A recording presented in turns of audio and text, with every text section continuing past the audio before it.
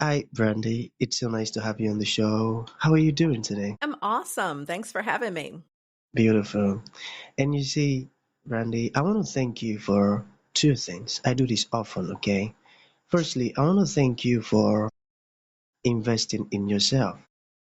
You see, I was walking by a mango tree some months back, all right? And, the mango tree didn't catch my attention. Not really. Why? Because it's got no fruit on it, no mangoes on the tree, so it didn't catch my attention. But just recently, you know, I was passing by that same road and I sighted the mango tree from afar. And this time around, it caught my attention, and I had to move so close. Then when I got so close, it wowed me. Why? Because now there are a lot of mango fruits on it. The point is the fact that you dedicated your time, energy, and resources to becoming who you are today. That attracted me, and I believe several others. So thank you so very much for, becoming who you are today. Thank you. And Well, thank you. secondly, yeah, thank you for honoring the invite. I truly appreciate it. Thank you so very much, Brandy. Okay, I am quite excited to have Brandy on the show for some reasons. Firstly, my interest in knowledge seeking, because I believe in order to transition from a chaotic situation to that of a beautiful one, I believe it takes the application of knowledge, quality information. And you see, Brandy, ever since I discovered that light in the Hebrew means knowledge, and darkness means ignorance, I've been so keen to knowledge seeking. Why? Because I do not want to remain in the dark. So that's going to make our conversation today very important to me and even to the listeners. Now, the second reason why I'm excited to have the amazing Brandy on the show is for the sake of the listeners. Brandy, we live in an age where information is as abundant as grains of sand. We've got a lot of information flying out there. So these folks trust me for quality information. And that's why when I came through your profile, reading a little bit about you, I was excited because I believe our conversation is going to be insightful. So for that reason, Brandon, let's get started with your introduction. Talk to us about your personal or professional journey. You know, we're just so curious. We want to know how you got here. Then afterwards, I've gotten some beautiful questions for you. Okay, Brandy, over Okay. to you. So, if I think about it, I am one of those odd people who knew what I wanted to do professionally in middle school. And there was a competition to create posters for a school dance or some sort of event. And I entered, and it was like, ooh, this is the kind of thing that I want to do. And I didn't know that that was called marketing as a kid. But from there, I started to really pursue business and marketing and have always been very focused in that area. And so thinking about, because I know that your listeners, really come and want to hear about those journeys that are overcome. It's like having that focus and determination that I had as a kid allowed me that when I was met with obstacles in getting my education, obstacles with moving into marketing, it gave me that extra push and consistency to move forward. And so now I've been in marketing 23 years, and I've been able to work in a lot of different areas of marketing to be able to move up. Personally, I am a mom. I am an avid traveler. That is my hobby, my passion. And I'm a taco lover. That's my fun fact, is that I will never say no to tacos. Then I love that. I love that. Okay, that sounds interesting. Okay, so let's get started with the questions. Are you ready? So let us talk about how email marketing has evolved over the last decade and what are the best practices for engaging modern consumers. You got it? Yeah. So if I think about how email has evolved, what really has changed is where it's being used and where it's effective. So, email marketing was starting to get big, I guess almost 20 years ago now. And at that time, it was a lot of spray and pray. Like people were getting access to email systems. There was no direct cost tied to sending emails. And so for a lot of years, the solution was send more emails. But if I look at now, there is so much technology and so many different channels. Email is still really dominant and really effective, but it is used more strategically. And what I mean by that is we now have the ability to, depending on whether you're selling to consumers or selling to businesses, we have access to a lot of data that allows us to personalize the email and to better be able to identify when is the right time to send a particular message. And so essentially, email marketing has gotten smarter over the years. And I would actually venture to say it's gotten more difficult as well because, way back when you built an email, you sent it to your whole list, and that was that. Now, there's a lot more rigor behind it in having to figure out what is the right audience to send to deal with our deliverability and making sure it lands in inboxes to make sure the message resonates so that people don't unsubscribe. And so we're having to be smarter marketers in order to use the channel, but the channel itself is still extremely effective with one of the lowest costs compared to other channels. That's right. That's right. It is effective and the cost is not high. And that part where you mentioned the message being the receiver are able to relate with the message so they won't unsubscribe. And one time when I tried to send out some emails, it was so sad that majority of the recipient didn't get the emails. It landed in the spam. And that was so painful.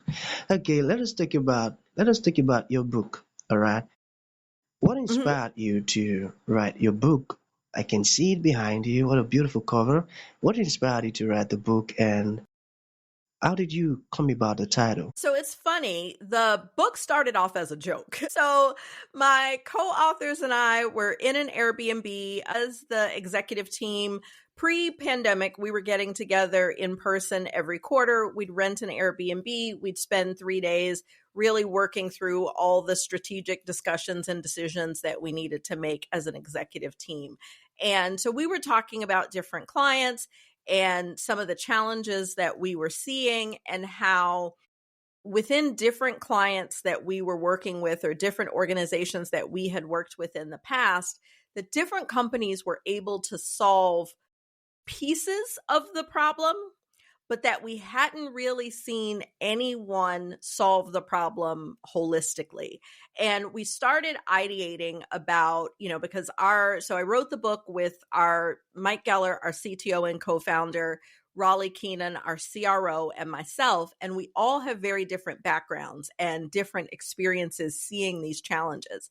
And we just started ideating on all the problems that we see in marketing and what we saw as the solution. And, we joked and we were like, oh, we could totally write a book, and try to get people to do it right. And it was a ha ha ha, like we'd ever have time to write a book. And then the more that we talked about it, it started as one of those jokes that as we kept having the conversation became we might really need to write a book. And so that was what we did. And it was funny that because it took about a year to, get it from the time we started to when it published. And the concept at the time of having a single leader to run revenue and leaning into the operation side and the technology, when we started writing the book, it was something that no one was talking about. Like we weren't even sure how it would be received. By the time we launched the book, it felt so right on time because there were so many more conversations about these things happening. And how we came up with the title, and you go through a whole lot of exercises when you're writing a book, trying to capture the right title that both conveys what the book is about and also will grab the audience. And one of the things we talked about is if all of revenue is led by a single leader.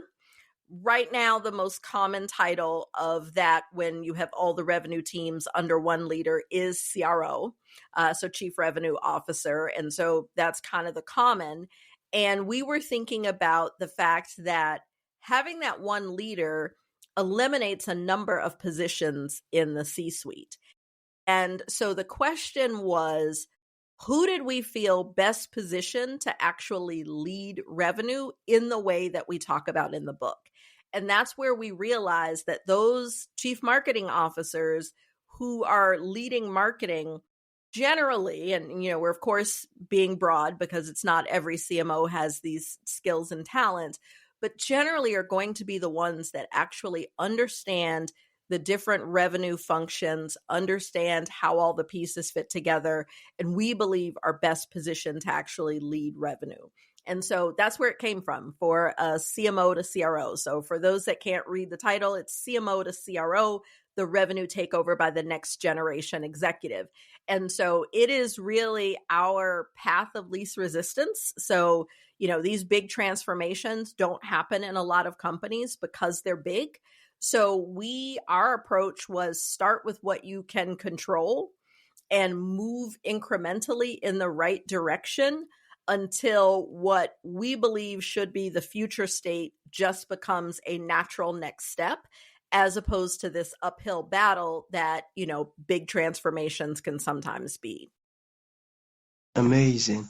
When a group of smart people come together to build something, it tends to always come out powerful. Now, the discovery led to the title. I got that. Amazing. Okay. How do you approach leadership with authenticity, and why is this especially important for women in tech and marketing? Yes. And I definitely lead with authenticity because I have been fortunate to have leaders as I was coming up through my career who also led with authenticity and encouraged me to do so as well. And I recognize that in a lot of places, I was able to be more successful because I was comfortable just being myself. Like I can remember when I was in my early 20s, I had a tongue ring and I went to a job interview. I had on a great suit, but I didn't take my tongue ring out. And I had on 4-inch red stiletto pumps.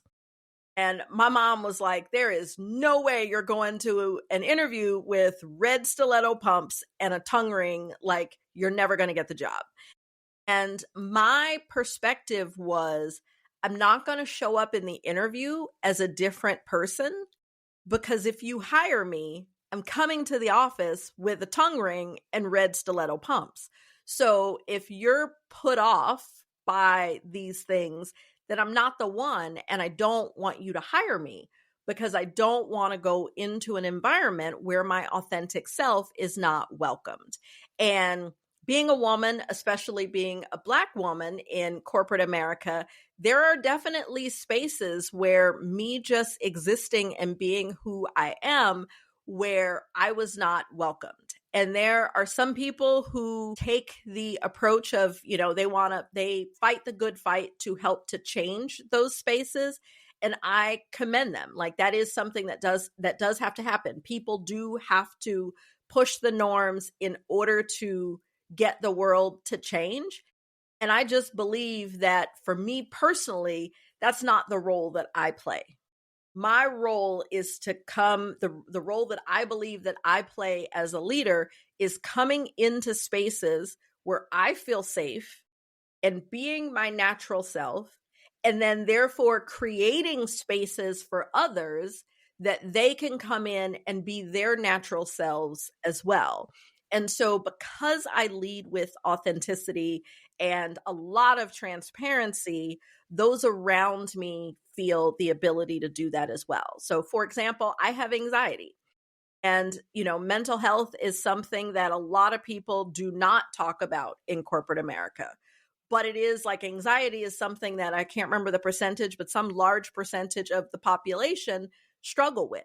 So I'm very open about that with my team. And there are times that I will say, my anxiety is really high. I'm going to take a nap and I'm going to try again later, because I want them to understand that if they too are struggling, trying to fight through it when you're dealing with a mental health something is not always the solution. I'm very open when I got to go do my mom duties. I'm very family oriented. So if my employees have kid stuff, like, family first, like, the work will be there. And so by showing up just as who I am, it gives other people permission to just be who they are. And it does, some people say, oh, I'm not that courageous, or, oh, I'm this. And I get it, because being authentic, and like, I'm one that I say, I don't code switch. You're going to get who I am in all scenarios. And I mean, I have been in a corporate meeting with executives and I say, here's what we not going to do. And, some people are like, you can't talk like that. That's for at home. I'm like, no, this is who I am. And we was not going to do that. So they needed to understand that.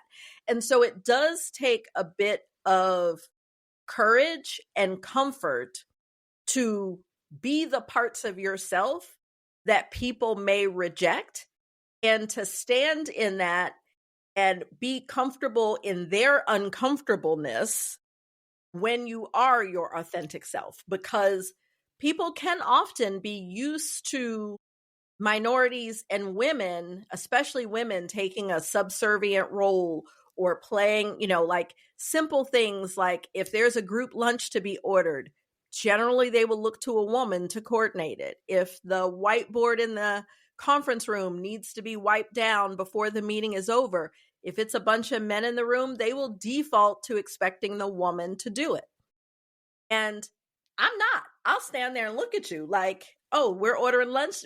Who do I send my order to?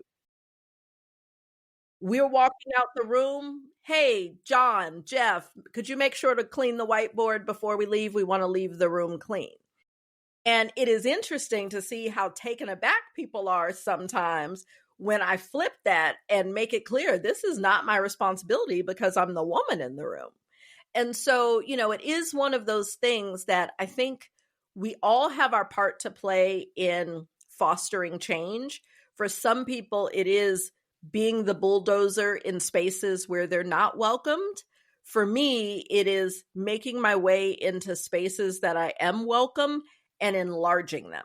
And so, I take that sort of air quotes social responsibility very serious as a leader, because I want the next generation of people to then be able to be themselves and have that spread. Amazing.